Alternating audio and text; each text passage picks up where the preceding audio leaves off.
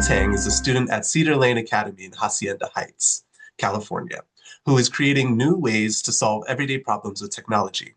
Kevin created Fall Guard, an AI-powered fall detection system designed to monitor movement and identify falls in real time to improve safety and independence for younger adults. Kevin also participated in the 3M Young Scientist Challenge, where he was named America's top young scientist. Next up is Sheyna Patel, a ninth grader at Orlando Science Schools and a STEM enthusiast dedicated to developing sustainable technologies that protect our environment. As a lifelong nature lover, she's conducted research on creating affordable, eco-friendly hydrogels that can remove and degrade microplastics from water. As a top 10 finalist in the 2025 3M Young Scientist Challenge, she believes today's youth have a powerful role in driving meaningful climate and environmental solutions. Welcome, Sheyna. And last but not least, we have Mia Heller, a senior at Kettle Run High School and Mountain Vista's Governor's School. Mia has won a special award in environmental engineering at the Regeneron International Science and Engineering Fair. Similar to Sheyna, Mia's research project focused on removing microplastics from water using a novel ferrofluid-based filtration technology. The novel method she has used for microplastic removal was recognized by the Patent and Trademark Office Society, which offered a special prize for her accomplishment in intellectual property. A round of applause for our STEAM stars today. So tonight we'll get started with our first question for all three of our STEAM stars. To start us off, can you each briefly share your STEAM story, focusing on what first made you curious about science and what pulled you into the work that you're doing now? So my name is Mia. I am from Virginia, and I know a lot of you guys are from like Virginia. I saw some Roanoke and North Carolina area. I think that's awesome. And I would honestly say the thing that really pulled me into science as a discipline, because I would say when I was a kid, I was never really like a big, science person, or I was not, the best at math or science in school. I actually like leaned towards history in my classes a lot. But I would say it was definitely seeing problems in my community and seeing the gaps between what we could say we were doing to try and solve them and then what technology was actually doing and in making technology more accessible and affordable.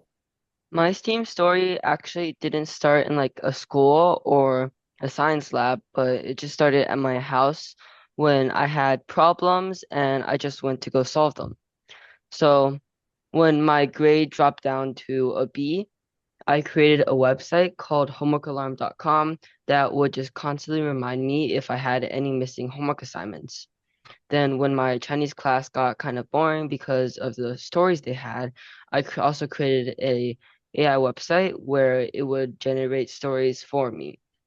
All these problems were small though compared to a big problem that came around 5 years ago when my grandma fell at home. Nobody noticed right away, and by the time we did and called 911, those lost minutes left her with permanent brain damages. Later, one of my friend's grandparents also fell at home, and he wasn't found out until the next day. So I just realized how big this problem was and how it affected so many families around the world. I decided to create Fall Guard, a camera-based system that can detect when older adults fall and quickly alert family members or caregivers so help can come faster. Yeah, so how I got originally with the work that I do now was actually from a trip when I went to Kenya. And one thing that stood out to me a lot was that there was a lot of locals drinking really dirty water, and it really just made me want to do something about it. So, with further research, I was able to discover about microplastic pollution and its pervasive impact toward not only humans but also to ecosystems worldwide even. And so that's what helped me to learn and research more into the idea that I got then, which was to creating this hydrogel that can help target this pollution. Awesome. So I think that gives us a really strong foundation moving forward. It was great to see kind of how your communities, whether that was directly in your backyard, across the world, or across different neighborhoods, see how that influences the decisions you all made in the research that you've done.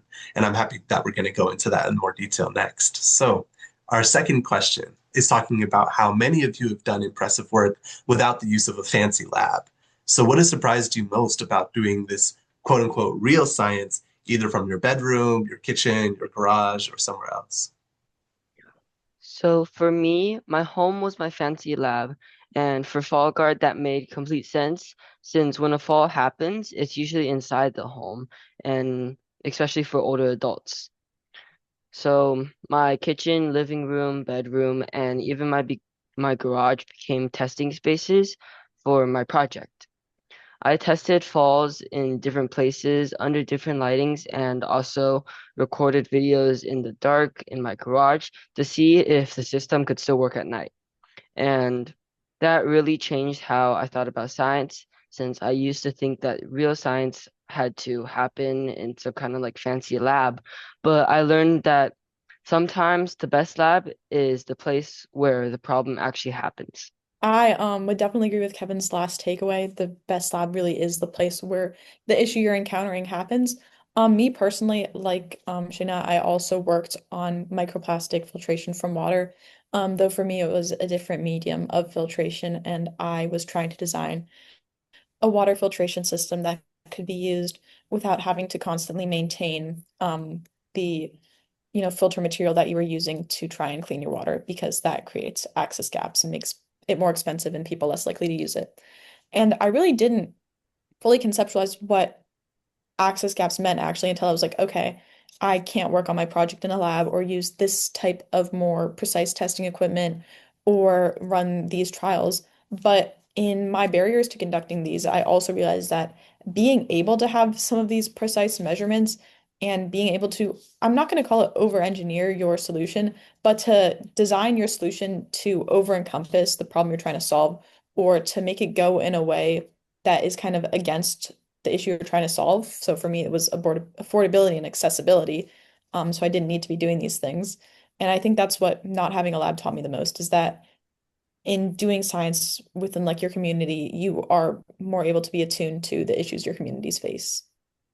Yeah, I definitely agree with what both of them mentioned, since a lot of the work that I did with my hydrogel was honestly inside my parents' laundry room, where I set up like kind of a little lab setup where I experimented with different ratios of different materials to see how they could be able to potentially impact and solve the problem that I was trying to tackle.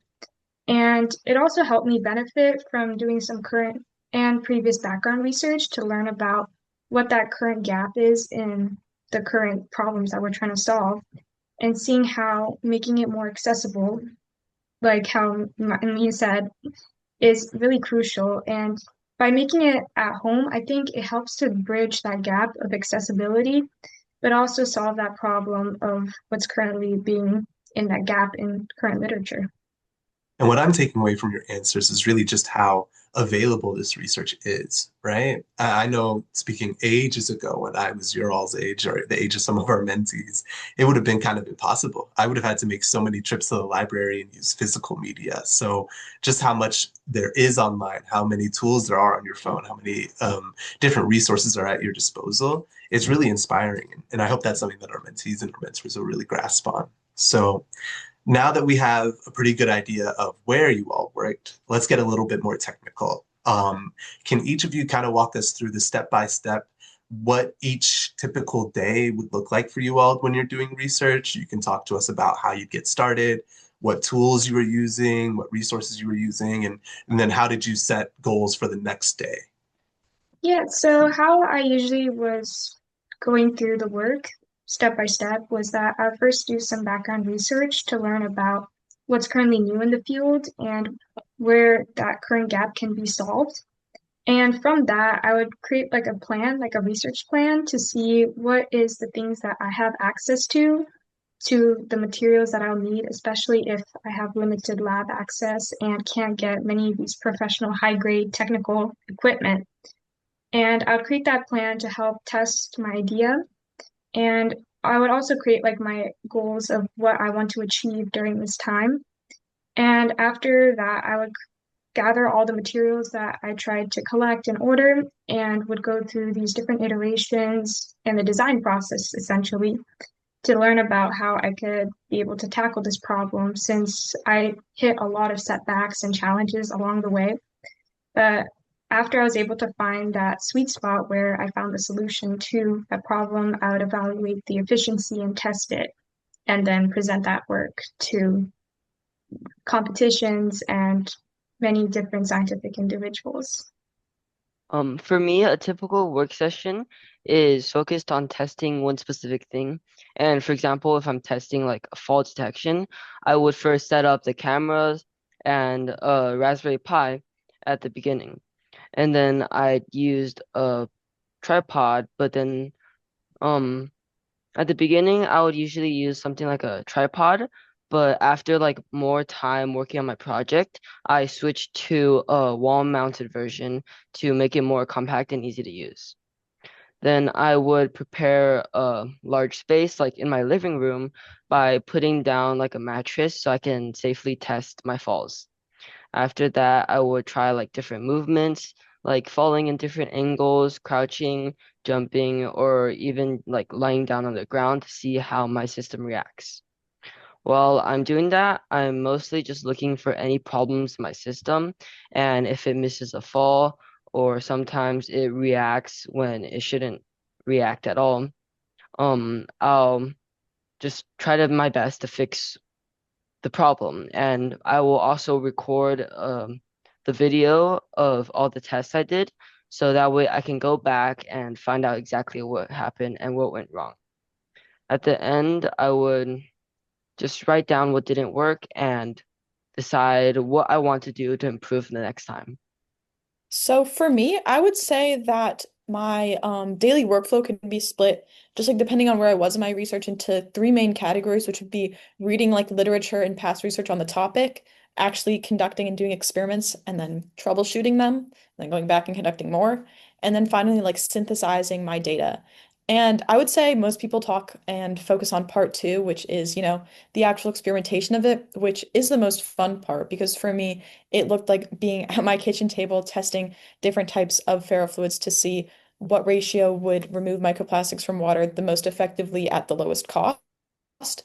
Um, or I would be in my garage trying to sand down and design my water filter itself, or I would be testing and running my code and like holding my breath while hoping that it works. But I think that most of my research process honestly looked like sitting on my couch, sitting on the bus, or sitting at my kitchen table, either with an article on my hand in my phone or a stack of printed articles that I had for my topic. Because for me, in my engineering project, I was trying to address a very specific gap, and that gap was evident by the current like scientific research and literature on the topic, which had all of these things, but then it wasn't addressing this one specific criteria.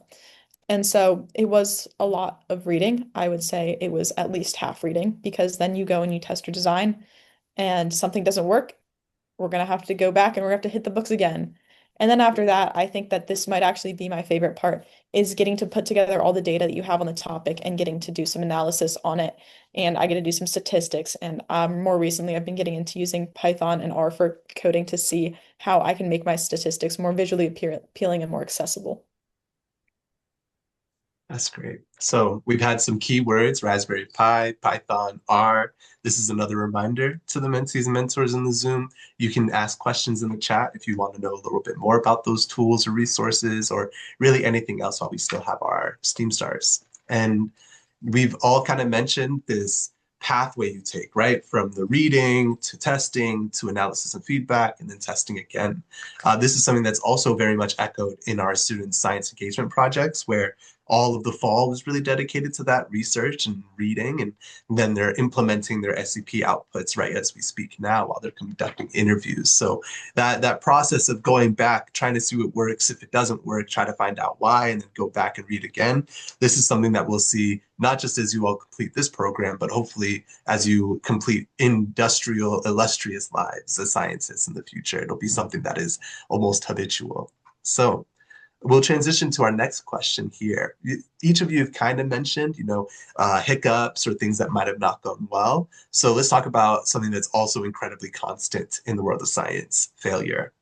Can you each describe a time when something in your project failed or went completely different than you expected? And then how did you decide what to do next after that moment? One time, something in my project that didn't go so well was dealing with occlusions, which is basically when something is blocking the body in my case. I noticed that if something covered part of the person, like furniture or just at a certain angle, you couldn't see the full body, the system accuracy would drop a lot. At first, I thought I could just fix it by improving like the algorithm. So I tried different ideas, like detecting only the head or shoulder, or adding more AI features to make it smarter. But none of them worked really well. So I just kept trying different versions, new versions, but they still ended up failing. After a while, I realized that the problem shouldn't be only algorithms. So it might have been the setup itself. If one camera can't see everything inside the room and can't see the person no matter what angle they are or if they're like behind any furniture, then the solution might just be to add multiple cameras instead of having to change the code so much and making it very confusing. So that's when I implemented many cameras into my system as Wi-Fi cameras, and that turned out to be a much better decision. I would say I definitely had a similar experience to Kevin right here as well. I would say my project honestly failed more than it succeeded, which is probably pretty common in science, unfortunately and fortunately, because learning from failure is a great experience. Throughout my literature review, one of the reasons it took so long is because I wanted to be able to be very methodical and precise with the amount of microplastics I was measuring in water, but I was working at home and I didn't really know how or have the tools to do that. And so eventually I did settle on a measure to use, which would be turbidity, which is the amount of total suspended solids in a liquid. And so I, coded up a turbidity sensor using Arduino and which is like a little chip that you can use and code with C++, which is a coding language. And that was also a struggle because I did not know how to code in that language before. And so I had to ask friends for help and watch quite a few tutorials online, even if it was something as simple as like writing a few lines and making a motor spin. And then I would say another one of the major challenges that I addressed later into my research was figuring out how to actually present it because presenting research at this level was something new to me. And so I really honestly didn't know how to do it, and I didn't know what statistics I should be including or excluding for, brevity's sake. And I would say in that, that's one of the reasons I'm actually so excited to be able to go through and do more science now because at the time it felt like, oh my gosh, why didn't I include this measure or why wasn't I measuring this the whole time? And it felt like a major setback to me. But now in my present day, I'm like, okay, I get to go measure all of these things and be able to improve the system so much more. And so I think that's also shows how my mindset has shifted throughout all of this. Yeah, I definitely agree with what they've also mentioned, since I've also kept hitting into this problem during my research where in the gel that I created, since it was made from lots of different sustainable waste materials, it's often difficult to create this robust structure that is able to keep its shape. So after going through months and months of experimenting with different ratios and different recipes of different materials, honestly, too, I was continuing to keep hitting into the setback of creating that robust structure. So I really just took a moment to really just assess the situation and try to break down every single problem that was really happening inside the challenge that I was trying to face and trying to see if there's been already like current background research and literature that has done something similar to help solve it, or trying to see if there's different perspectives or approaches I could take to help find what is that exact problem that I need to solve. And over time, I was able to find out that it was a ratio problem, and I was able to create a structural, pretty strong, robust structure after. One thing that I actually also completely neglected to mention right there is the importance of being able to like look into my community and the problems I was trying to solve with my research whenever I hit failure. And so I was trying to dissolve a water filtration system that didn't need consistent maintenance. And I was reading through all these like scientific papers, and none of them were really hitting on this issue because it's actually primarily an issue affecting industrial things and affecting agriculture because these are spaces where you want things to be low cost and you want them to be very hardy because they face a lot of wear and tear. And so I was actually able to go and realize this and look at things like grain augers and silos instead of, these more precise nano-engineered water filtration systems. And being able to kind of break out of the mindset of everything that I'm looking at for my project has to be in my very specific field of interest was definitely something very, very helpful for me to realize because there's just so much stuff out there when you're able to take a more interdisciplinary approach when you fail. Mhm.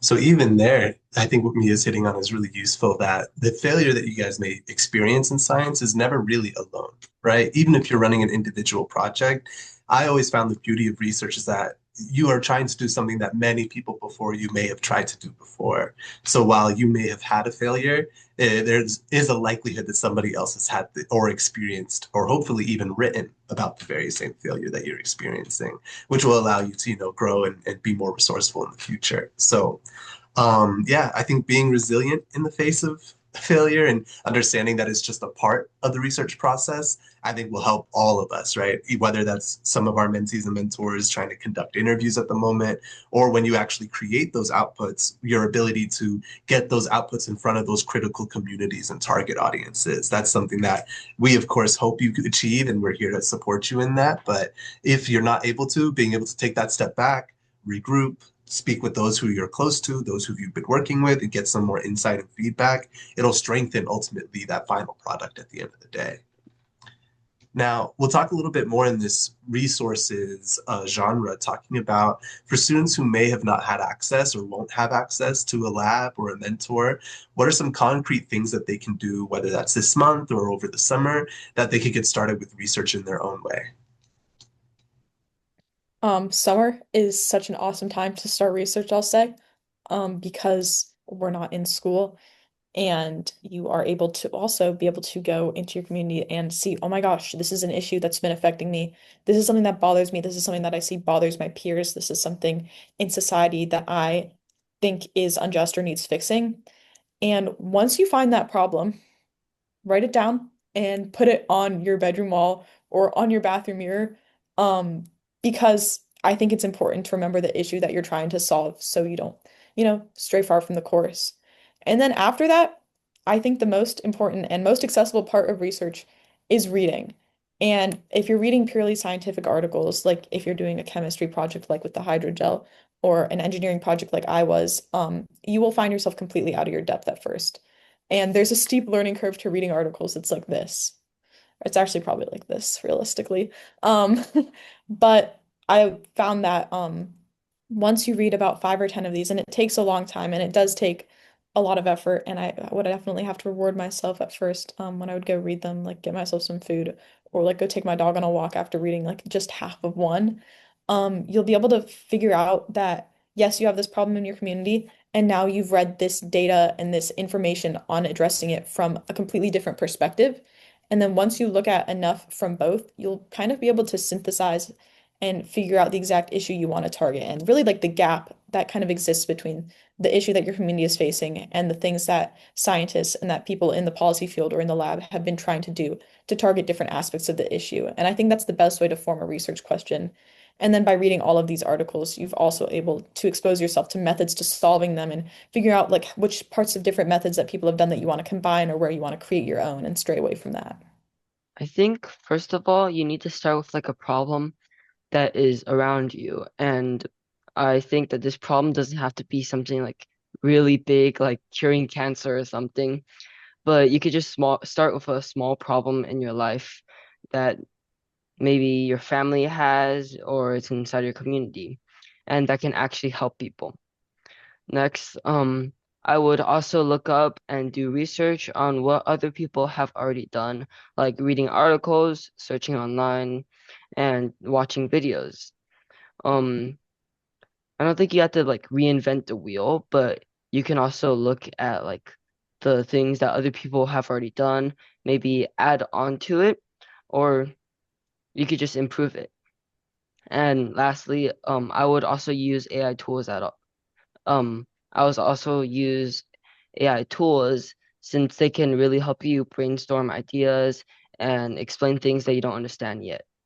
Yeah, I definitely agree with that too, since I think during the summertime it's a really nice time to understand and really research and learn about what kind of problem you really want to tackle. And I think the best way to solve it, or really decide on first what the problem you want to help tackle is trying to see what's going on in your community or what are things that you really find interesting just by like randomly searching or looking through different articles. That's something that resonates to you. And after that, I think the most important time, like during the summer, to is to do literature reviews and background research. And I know that in research papers, they're really dense and hard to understand. And I think using like AI tools just to help, especially it was really helpful for me in the beginning when learning about these different papers, since I wasn't able to understand every single word in that paper, but using AI and really just helping to bring it into a more simpler, more understandable point of view and understanding how each of these methods really work I think was extremely helpful for me in the process. Also trying to learn the problem and figuring out methods that I could use and approaches to making it better than what's already been published currently. Many of you, well, I'd say all of you, have competed in science challenges or science fairs or developing your own patents. So, what was the biggest takeaway from each of your experiences, either when you first started the competition or something that you took with you when you completed that competition? I think the biggest thing that I learned was that what happens after a competition can matter even more than the competition itself.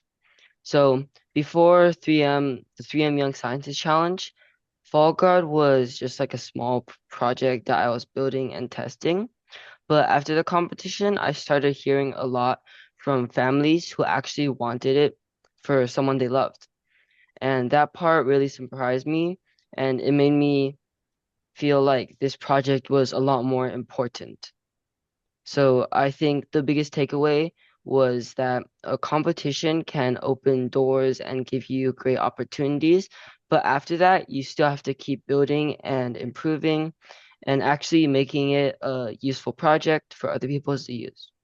Yeah, I definitely agree with that. And one of the biggest takeaways I've gotten from different science competitions is also just the lessons I've learned from the importance of science communication, since many people often not really know too much knowledge about what I've created and like the science behind it since it could be really complicated at times.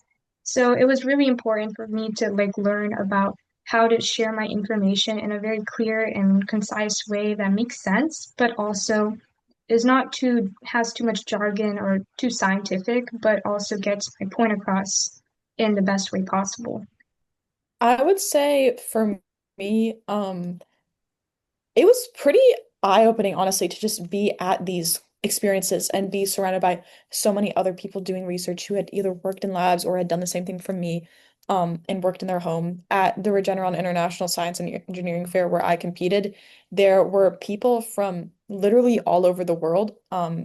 In my booths next to me, there was a girl from California who was doing things with wildfires and making something to prevent them from harming homes, and the person next to me coincidentally was also from California and was working on something to help stop auto pollution on highways. And then the people across from me were literally from Mexico and from Saudi Arabia. And so seeing other people from all around the world targeting the same issues was just like an incredible experience to be in. And I think it's pretty I really don't think it's something you can get anywhere else. Um I also think that like the others before me have said that these things can be genuine, like life-changing, or they can really change your trajectory on what your, for me at least, what my place in the world is and what I want to be doing with my future. And so for me, that is like, okay, I'm interested in studying policy and I'm interested in studying what issues are affecting small towns and rural communities and what issues are affecting people who face barriers to clean water access. I'm interested in addressing these on the policy side, yes, because they're issues directly impacting people, but also there's a scientific gap in accessibility. How can we combine those two things? And this wasn't something that I was realized could be done before that. I really did think that things, ironically enough, because they were the inspiration for my project, needed to be siloed, but they can exist at the same time.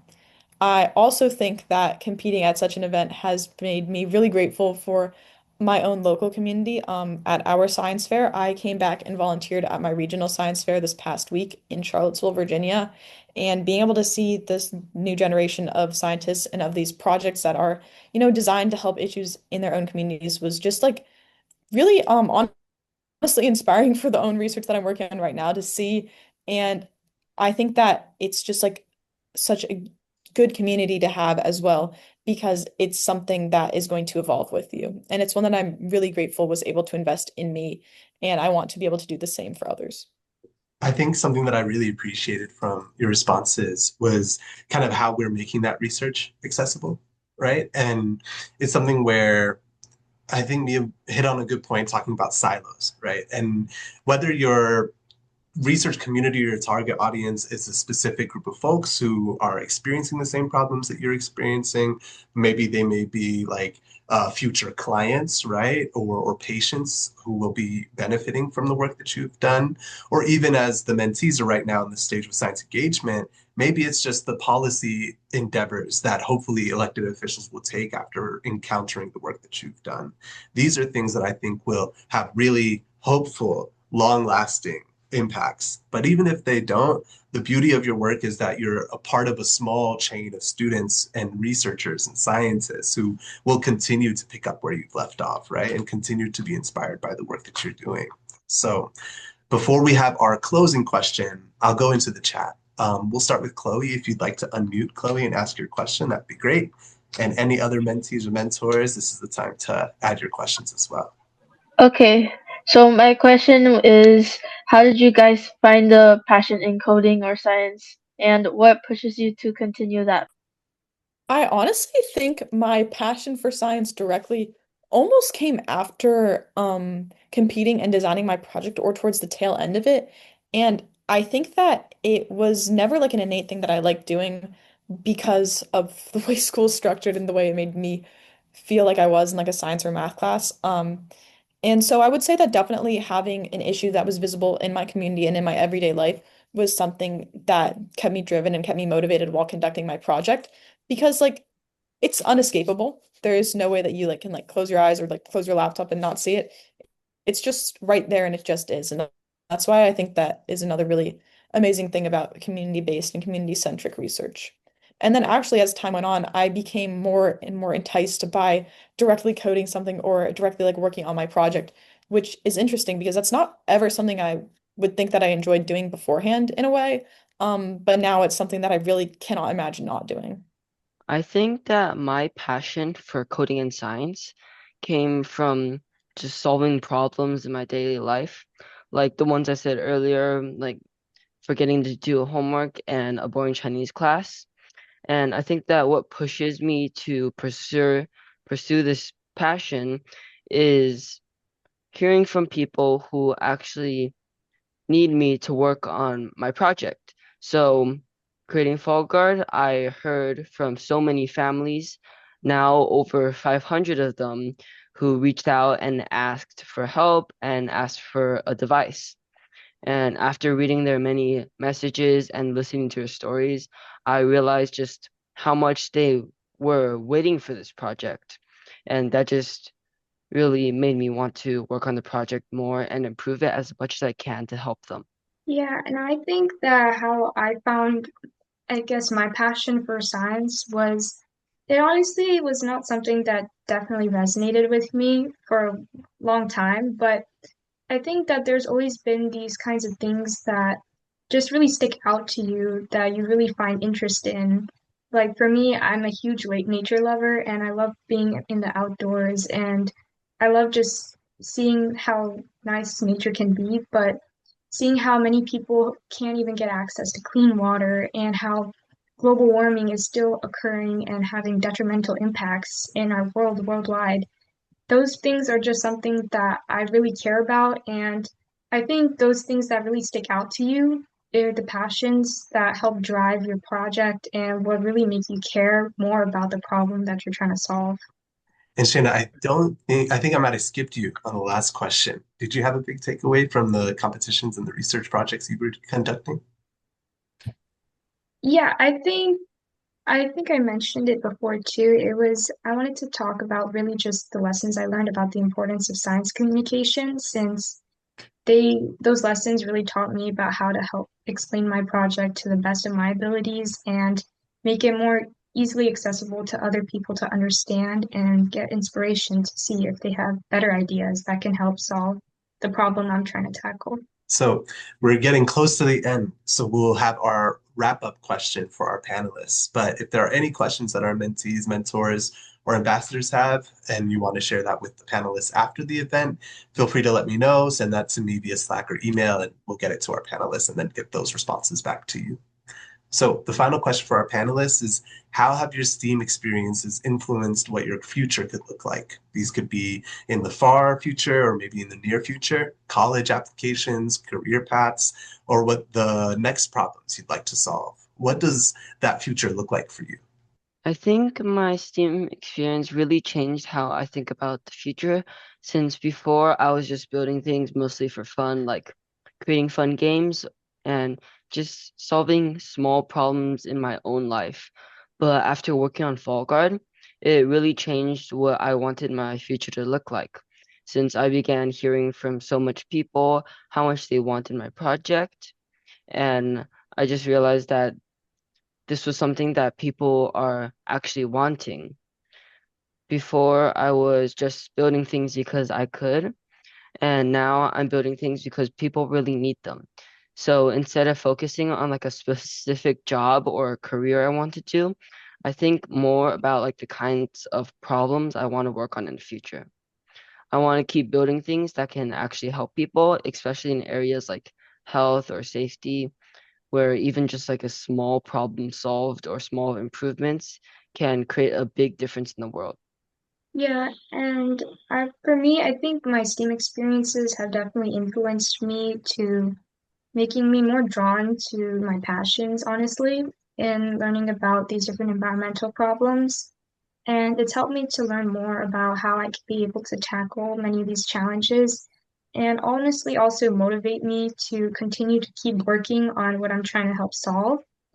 And career-wise, I think it's given me a big passion for innovation, honestly, too, because I love creating new kinds of things. And I hope in the future that I'll be able to continue to make a huge global impact maybe in the future.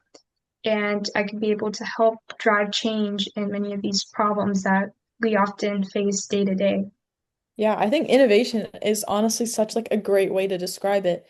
For me, I would say that the experiences I've had in science and technology have most definitely greatly influenced what I want my future to look like. So right now I am a senior in high school, and that is a big time because you are applying to, getting into, and then picking where you want to go to university if that's the path you choose to go down.